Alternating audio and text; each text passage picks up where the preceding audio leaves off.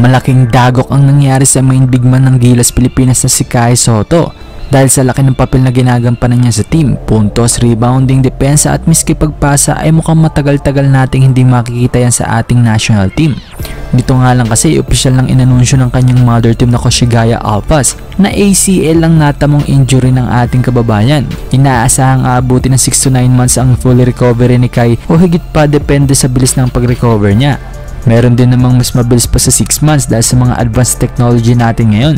Ang problema lang sana'y huwag ito makaapekto sa all-over performance ni Kai Sotto pagbalik niya sa hardcourt.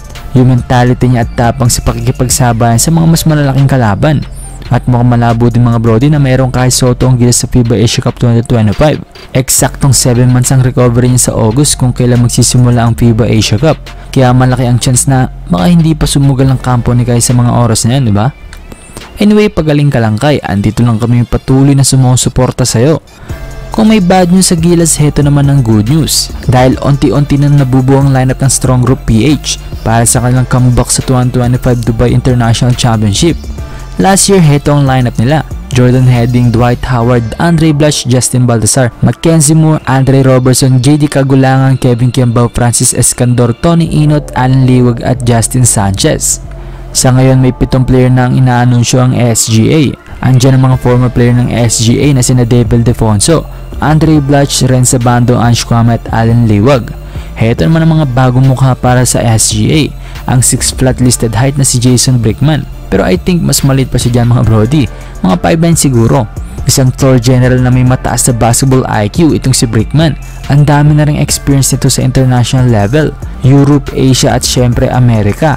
Hindi na bago si Jason para kay Coach Chu dahil dati na nga sila nagkasama sa Mighty Sport na lumahok sa William Jones Cup at nagkampiyon pa.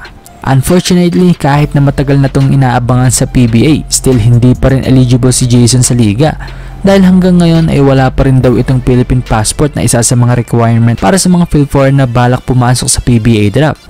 Ang sumunod ay itong si DeMarcus Cousins. Last year si Dwight Howard ang former NBA center natin. Pero ngayon mukhang susubukan naman ng SGA itong si Boogie. Isang 6'11" banger na kalabaw din kung maglaro sa ilalim. Hindi nga lang siya kasing athletic ni Howard, pero mas may galaw to sa paint. Para sa akin ha. Ayon din sa SGA na sinubukan nilang kunin ng dalawang collegiate star na sina Michael Phillips at Mason Amos.